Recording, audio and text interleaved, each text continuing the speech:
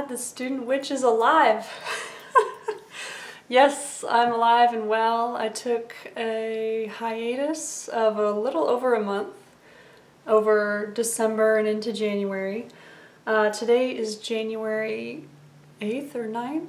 I think it's January 9th. I'll probably have this uploaded this coming weekend though. But yeah, I'm alive and well. I'm sorry if any of you guys missed me. I kind of just disappeared and didn't upload anything for a few weeks, but I needed a break. Plus, I traveled to Kentucky to be with my parents and my best friend and her family and my sister for the holidays. And yeah, I just needed a respite, right?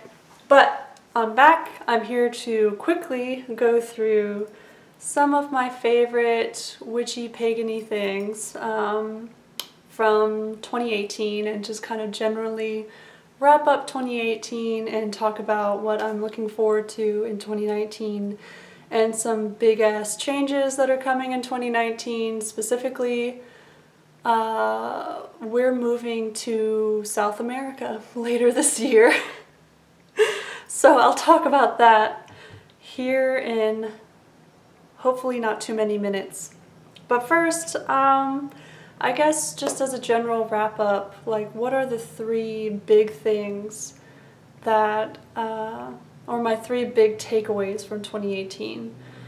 And the number one most beautiful, wonderful thing that happened to me in 2018 happened around this time last year, the very beginning of the year.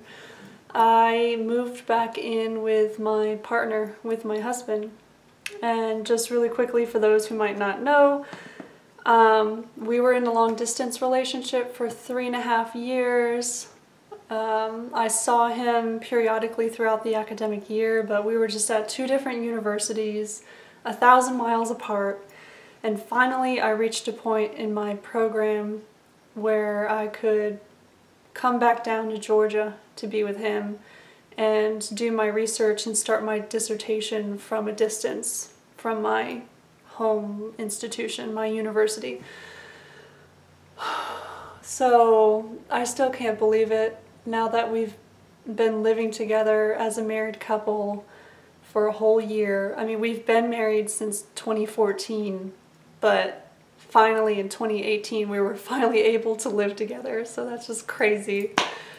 And now we're about to embark on a huge journey of moving to his home country, Chile.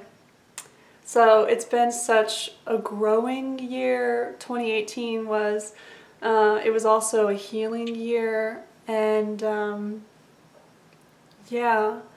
So the second highlight from 2018 would be my establishing a self-care routine, mainly getting my ass back to the gym. So when I was in college 10 plus years ago, I was pretty good about going to the gym regularly, between 3 and 5 days a week. I mean, my college campus was so tiny, I could easily just walk to the gym and be there within minutes, and it, you know, it just fit easily into my schedule. But then after college, it wasn't so easy for me to maintain that routine, especially going to grad school. And so I went probably 7 or 8 years without regularly exercising. For a while I did yoga at home with the Yoga with Adriene YouTube channel. If you haven't checked out Yoga with Adriene, oh, it's the best yoga YouTube channel. I'll have it linked below. It's one of my favorites. It's one of my 2018 favorites. But her videos are really, really good, and she's really good at helping you move through the poses and giving you very specific instructions. And she does put up a lot of free content, which is excellent. It's very almost service-oriented, right? But her videos are usually 20 to 30 minutes long, whereas if you go to a professional yoga studio or yoga class, it's usually like an hour long or even an hour and a half long. But at the time, I just didn't have the money to pay to go to a yoga class, so I would just do it at home. But then even that kind of fell through, and I stopped keeping up with that. So finally in 2018, especially in the fall semester, so starting, well, over the summer really, in like July or August, my partner and I made a decision to stop going to the university gym here, because unless you go at the crack of dawn, the gym is just full and all the machines are just taken over by all the undergraduate students. And so it's really hard to try to fit the gym in your schedule if you can only go to the gym at a certain time of day. And my partner was teaching classes in the morning that semester, so going to the gym, we would have to go to the gym at like 5:30 in the morning, and sorry, I'm not that dedicated. No, fuck that. So we left the university gym and we decided to pay a little bit more to go to a gym that is literally like probably a half a mile, 3/4 of a mile at most down the street from us.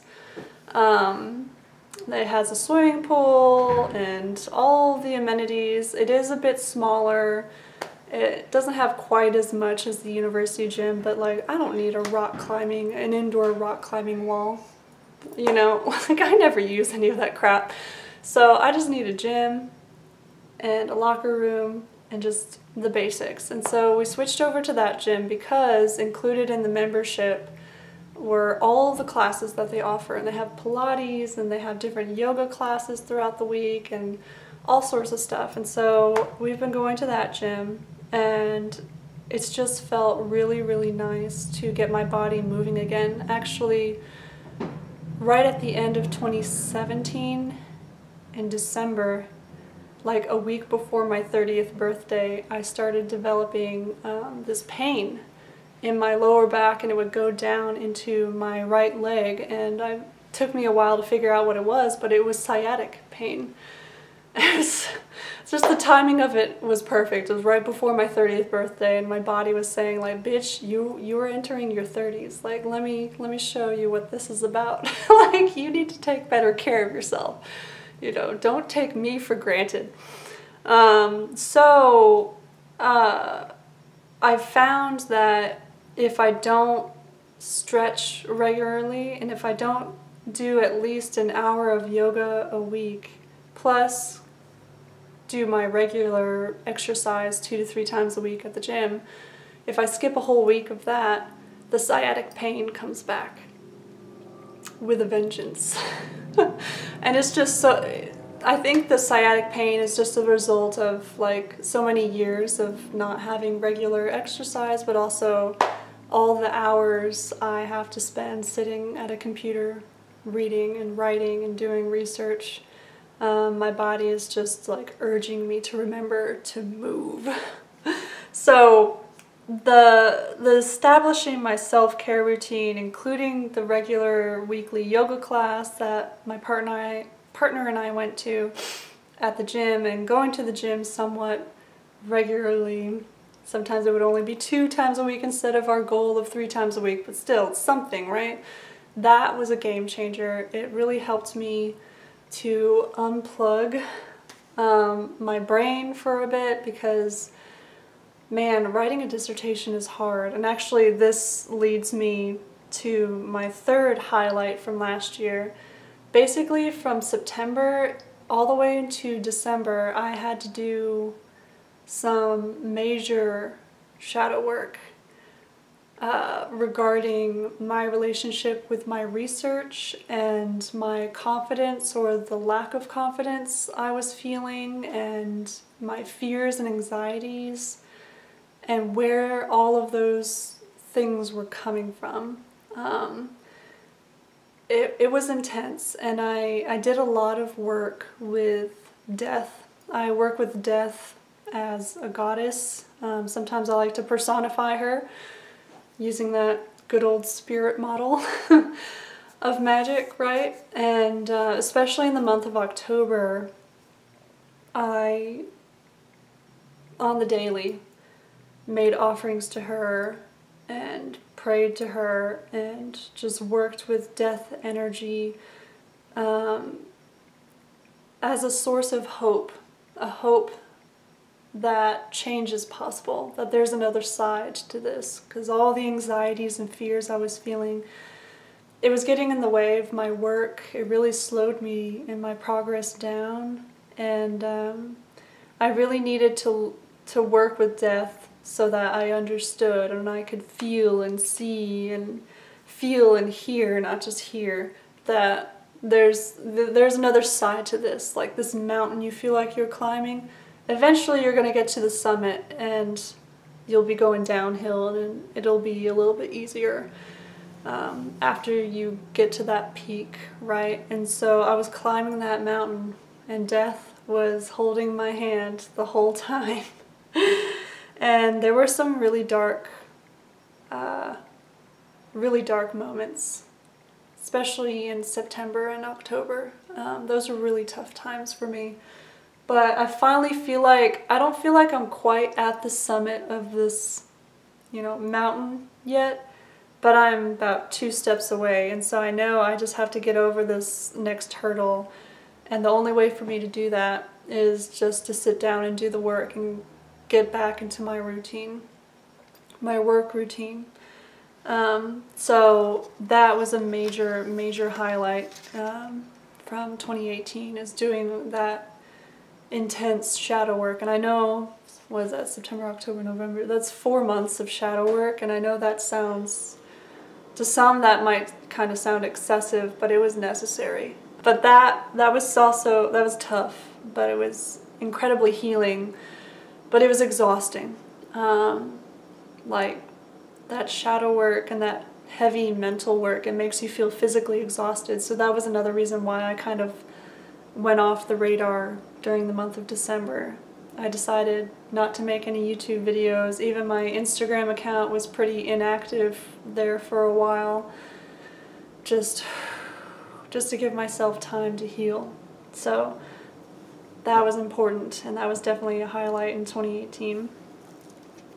So speaking of that shadow work, let's move on to some favorites, because especially in the month of October, there was a specific oracle deck, and I mean, it's not going to surprise anybody as to which deck it was. The Halloween oracle, of course, October being the month of Samhain and just the most witchy time of the year for those of us in the northern hemisphere. So this deck really surprised me. I've seen images of it. I know it's a classic deck for Halloween time. Some people use it throughout the year. I think I'm going to stick to this being my Samhain deck though. I think I underestimated it because I thought it would be kind of kitschy and silly and just festive and like, oh, Halloween, haha. But no, like this was an integral part of my shadow work in the month of October and my work with death. The descriptions of the cards in the guidebook are beautiful and really make you think. The images themselves are gorgeous. I mean, this is one of the skulls that appears in the deck. And here's some others. I mean, I'm pretty sure most of my audience is probably, they either own this deck or they're very familiar with it. So this was definitely my favorite oracle deck of 2018. I also purchased a few other decks, like for example, I have right here the Work Your Light Oracle, which has been very popular. I like it. I have some issues with the light paradigm or the light workers or some new agey ideas in that kind of paradigm, but I still find the Work Your Light Oracle to be helpful, and it helps me kind of explore that lighter side. But in terms of the importance of the work and the lessons I got out of working with the deck, this is definitely my favorite oracle deck of 2018. My favorite tarot deck is the Golden Tarot by Cat Black. This deck, I believe, it's printed by US Games, and it originally came out in the early 2000s, I believe. So it's been around a while, probably at least 15 years. But I treated myself to this deck after I finished my PhD exams. So that was back in April. I have a video, I'll link it up here, just kind of wrapping that up and going through this deck and why I purchased it. It was just a treat to myself, and I really enjoy the imagery because this is the Queen of Coins, for example. So the images in this deck are a collage of late medieval and early Renaissance European paintings. A lot of them religious paintings, because, well, I mean, that was mostly what they were painting back then. That and like Greek and Roman myths and stuff. This is the star. So, for example, the star image, it's not exactly just a straight up painting, but every piece in this image, from the little dog here to the woman to the background, those are all collaged together from different real historical paintings. And I love it that in the back of the guidebook she breaks down each card and tells you where each part of the image came from. So let me look up the star. Okay, so the woman, the landscape, and the dogs in the star image, and let me hold it up here for you so you can see, came from Hans Memling, the Flemish painter. He was born in 1440. And the painting, the specific painting is the Triptych of Earthly Vanity and Divine Salvation from 1485. So that's where those elements of the painting, and then the stream and the mermaid. Oh, I guess in the forefront of the painting you'll see there. That comes from Piero di Cosimo, an Italian painter from Florence, from a painting he did in the 1500s called Allegory. Oops. So yeah, I really love how these are images that she put together from real late medieval and early Renaissance paintings. And plus the images are just gorgeous. I grew up Catholic, and so I grew up surrounded by these kinds of, this type of religiosity in the images. Like this is Justice, for example. So it does kind of tug at my heartstrings a little bit. I mean, I'm not Catholic anymore, believe me. Whew.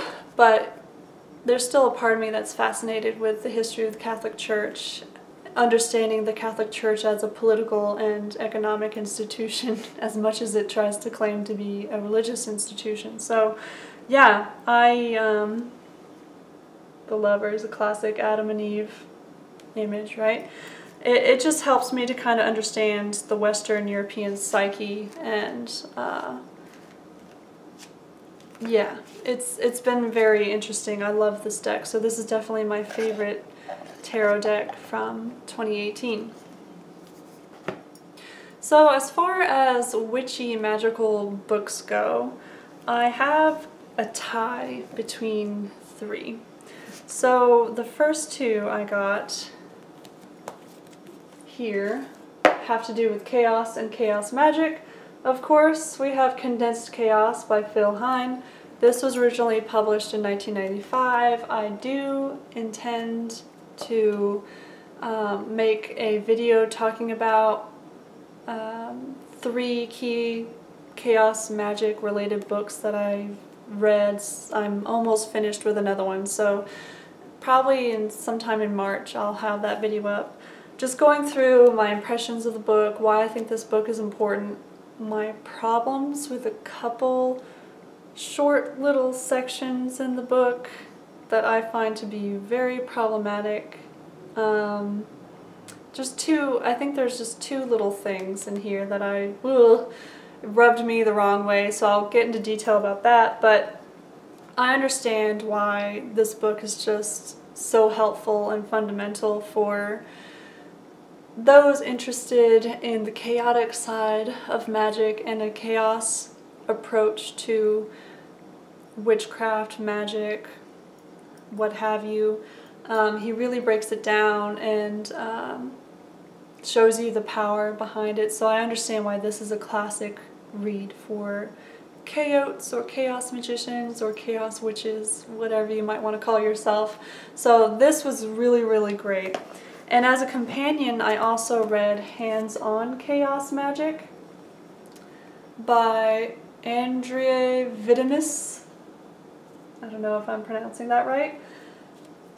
This book was really, really great. I highly recommend, if you're going to read this book, and if you haven't read this one already, I recommend reading them kind of in tandem, or reading this one first and then this one, because this is more of the theory behind the practice, I would say.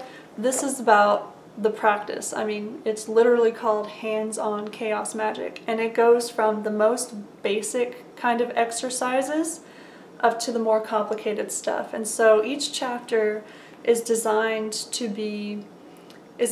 help you build and build and build your magical confidence and confidence in your abilities. And so it's supposed to be read one chapter at a time, because it does build and build and build and build. And so you start off with just very basic energy manipulation exercises and very basic breathing exercises, and then by the end of the book you're doing astral magic and creating servitors and summoning demons. And so I plan on returning to this book this year, because one of my goals / a focus of mine for 2019 is to practice or consciously focus on each one of the 5 magical models throughout the year. And so the magical models, if you're not familiar with that is, I highly recommend checking out this book. But so I'm going to be focusing on like the energetic model and the information model and the spirit model, you know, and so on and so forth throughout the year. And I'm going to be intentionally doing, or maybe doing a modified version of, the exercises that he talks about in here.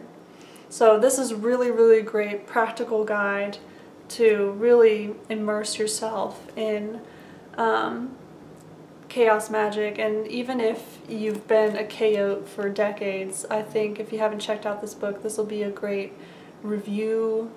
It'll help you get back to basics, maybe some things that you've forgotten, or things that just become habit, you know, you just go through the motions of it, and you know, it might be good to return to those things from a different perspective and really like feel it again, like feel the newness of it again. So really, really great books. And I bought these books at an amazing witchy, pagany, new agey store, esoteric kind of store called the Phoenix and Dragon in Atlanta, in the greater Atlanta area. It's super queer friendly. It's just so great. Like, you walk into the store and each room is organized according to kind of theme. And so there's a huge room full of like occult and magical books, and there's a huge crystal collection, and it's just, and well, the best part is that they have, I believe, 3 shop kitties, and so there are 3 like really chill cats who are usually just passed out in a chair, and they let you pet them, and it's just so great to go visit the kitties. So if you're ever in the Atlanta area, I highly recommend the Phoenix and Dragon bookstore. I plan on going maybe in March or April, just to plan a day trip to Atlanta with my partner, because we've been meaning to do that forever and just haven't gotten around to it. Avoid Atlanta in early February if you're thinking about coming to Atlanta, because that's when the Super Bowl is happening and it's going to be insane. So don't go to Atlanta in early February unless you're going to the Super Bowl, but ooh. But by mid to late February, I think things should kind of chill out. But yeah, I'm hoping to plan that trip and go back to the Phoenix and Dragon and just support that business again. I'm super excited. It's amazing. And the cats are so cute. So check that out. So lastly, as far as books are concerned, another really amazing book that I read toward the end of last year was Glamour Magic, The Witchcraft Revolution to Get What You Want by Deborah Castellano. This is another book that I quickly read cover to cover, and I really like this too because each chapter she has different kind of hands-on, what she calls experiments or rituals that you can do. She's very progressive in the sense that she recognizes gender non-normative people and queer people. She talks openly about how magic is for the oppressed.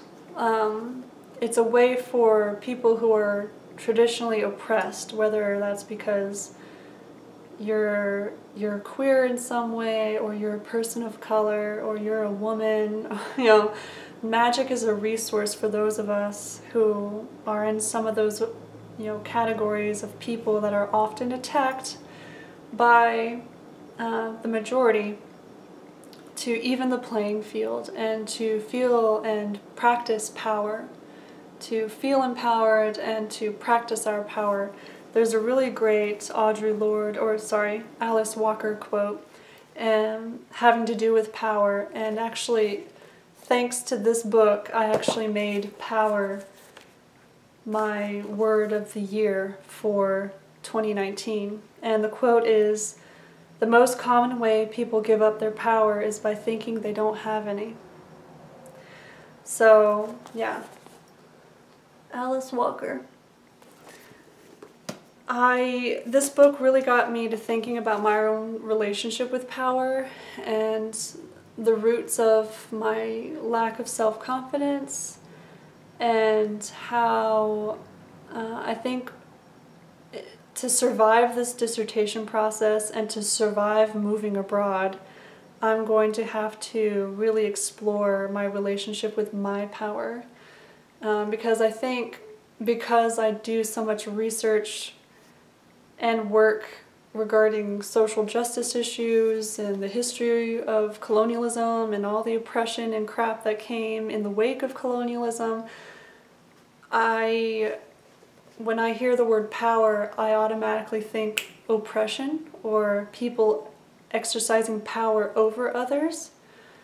But this book, Glamour Magic of all things, really got me thinking about power isn't negative, power isn't bad, power, it depends on what you do with it, and we all need to remember that to some extent we have power and we can use it.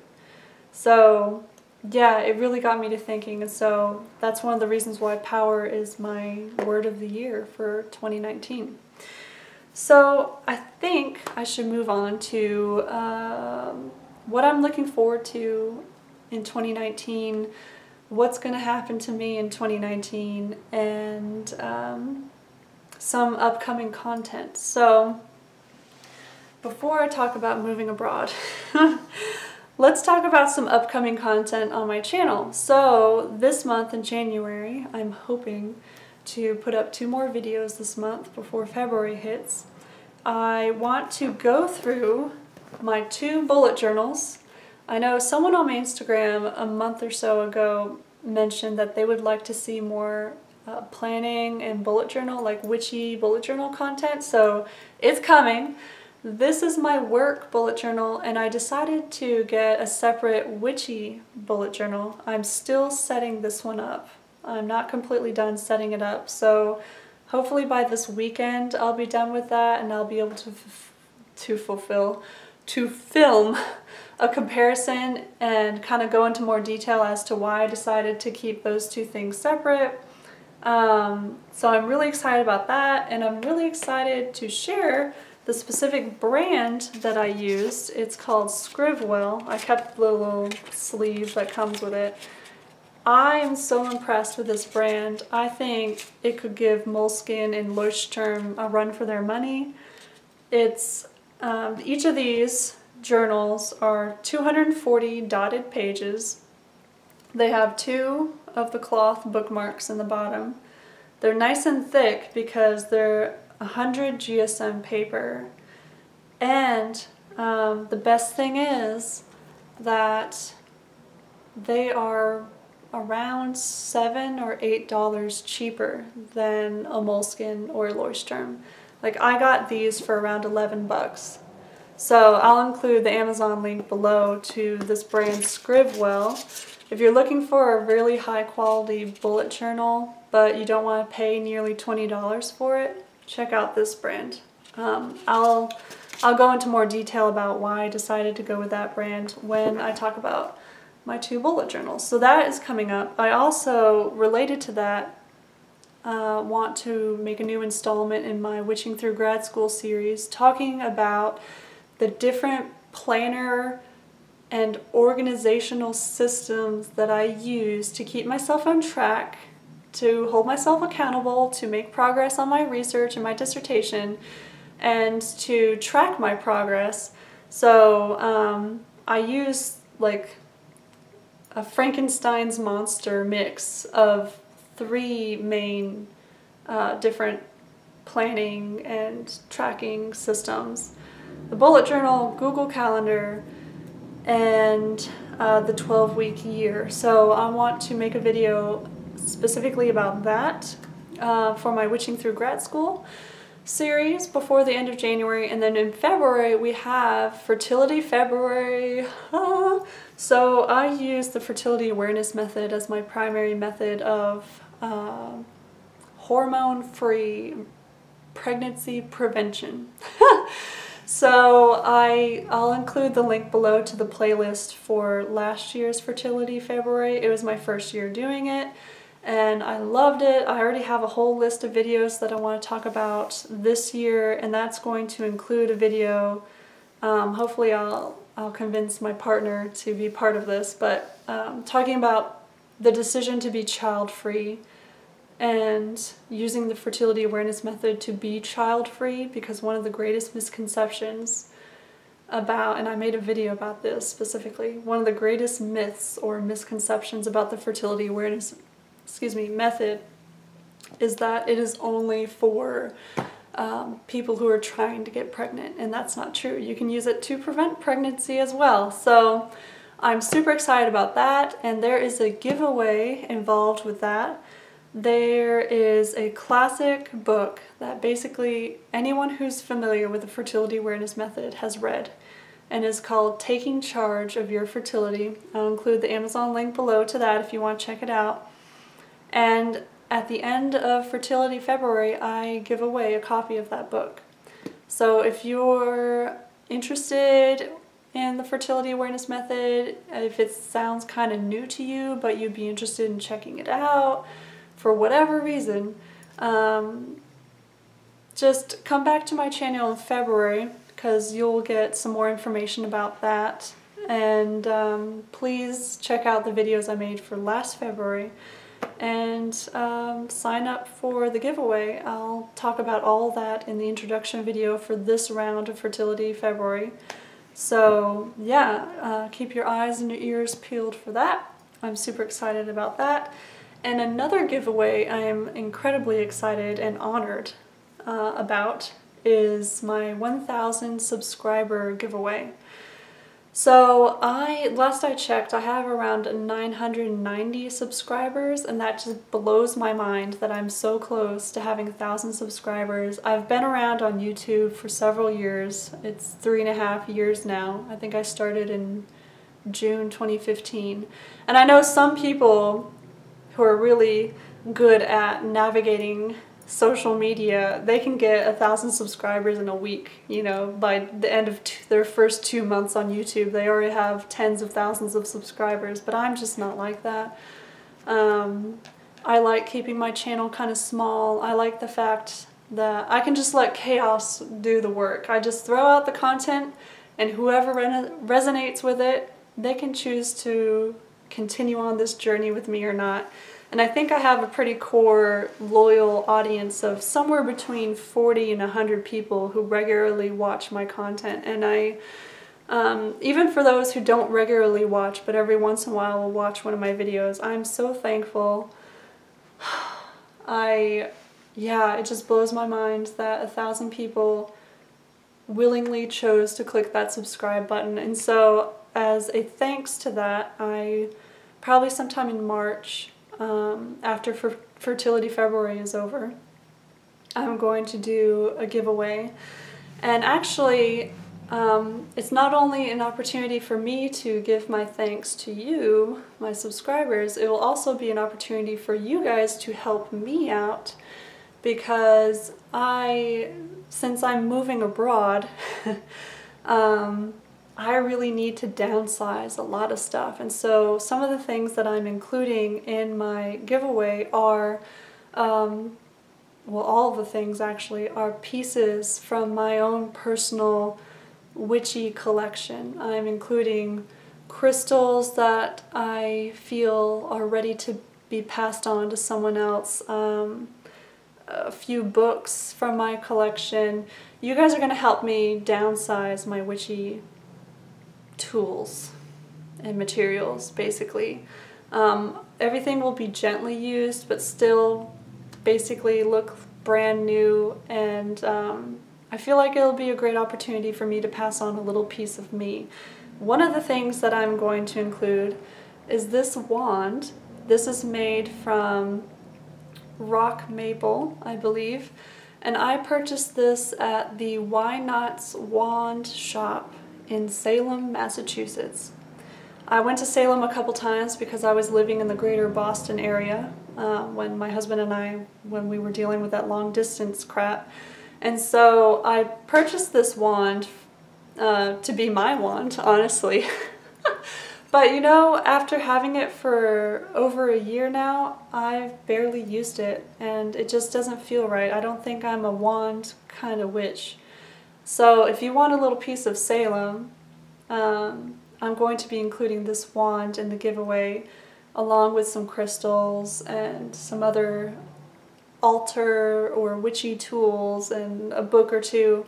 I'm still kind of going through my collection and like going through the things that I need to downsize on, but yeah, I think this will be a beautiful addition to anyone's witchy collection. And it's from Salem, Massachusetts, like one of the most witchy places in the world, right?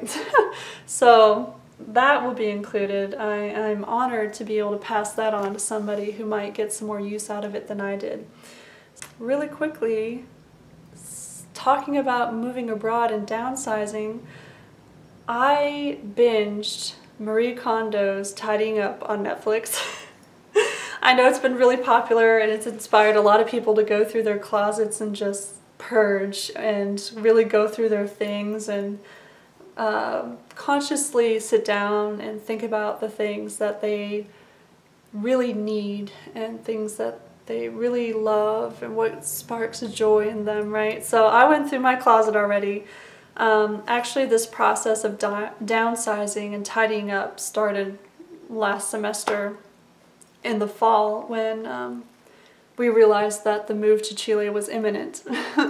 So I've been tidying up for a while now, and it's just really got me to thinking about what we really need to bring with us to South America.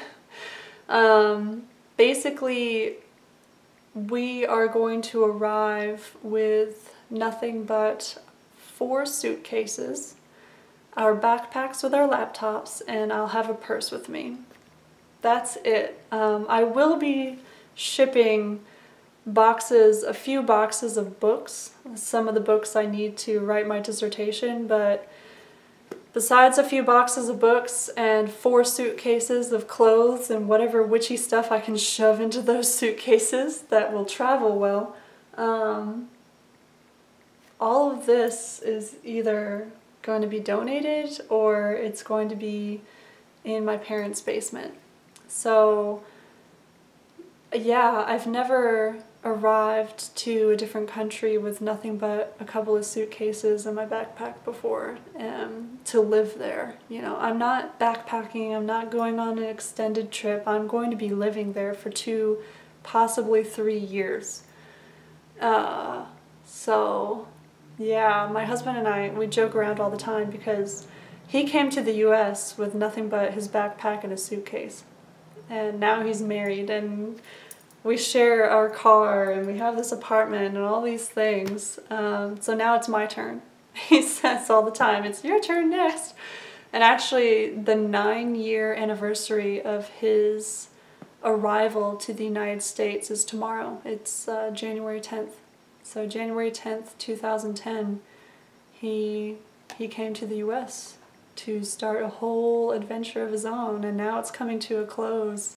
And it's my turn to go live abroad for a while, and man, what an adventure. It's crazy. It's very scary and frightening, but I'm also incredibly excited and honored to be going because, and I'll include, over here, I'll include a link to a video I made a while ago talking about specifically his immigration and visa situation, because we aren't necessarily moving to Chile by choice of our own volition. We're going because even though we've been married for nearly 4.5, going on 5 years, I can't get him a green card until he goes back to his home country and lives there for 2 years. So, and even if he wanted to stay in the US longer, he wouldn't be allowed to stay after probably May or June 2020. So at best we could just kind of delay or put off having to move to Chile, but we've reached a point to where, and I've reached a point in my PhD program where it's, you know, we just decided, let's just rip the Band-Aid and let's just do it. We know this, we knew for a while this day was coming, we know it's inevitable, let's just do it, let's just get it over with. And so, yeah, even though we're not going by choice, I still, and that irks me, but I still, I'm just excited to get to know him more too, because when you're in an international relationship, like your partner's from a different country or a different culture, different hemisphere in my case, you know, I know him here in the United States very well. I've been to Chile once 5 years ago for like a few weeks for Christmas, but it'll be really interesting to get to know him in his home country, with his interacting more with his close friends, with his family members. I'll actually get to meet, or not meet, I've already met them, but really get to know my in-laws and his friends, and just to see him in that kind of environment, it will be really interesting. And I'll definitely get to practice my Spanish because nobody in his family speaks English, so yeah, my Spanish is pretty rusty. So like I've said, I'm very excited, but also very scared and a bit overwhelmed. So the amount of content on my channel might go down, and it definitely will go down when the big move happens. So just be forewarned about that. I'll try to keep it up. But instead of making weekly videos, I might cut back to just maybe 3 videos a month. But I do want to keep up with the newsletters and actually make some blog posts on my website, which is always linked below. Actually kind of keep that alive. I created that website back in August, but I haven't done much with it just because I was just so overwhelmed with the intense shadow work I was doing at that time last year. But I feel ready to kind of get more of my thoughts down in writing. I feel like I'm a better communicator in written form versus verbal form, and that's probably apparent by how long my videos are and how much I ramble. But but anyhow, I will try to keep all this up, and one of the things I want to do on this channel too is to share my journey of preparing to move abroad and once I'm down in Chile and once we're established and we have our own apartment and all that, I'll get the camera out and kind of share my experiences of living in Chile. So that's going to be, I think, a wonderful addition to my channel, and I'm really excited for that. So yeah, big things are coming up. A couple of giveaways are coming up. I didn't go through nearly half the things that I've pulled out in front of me, but I think this video is long enough. 2018 was a really powerful, intense, and beautiful year. 2019 is going to be even more powerful and intense, and I'm incredibly excited to see how things go, and I'll keep you guys posted. So, yeah, until next time, many blessings. Bye.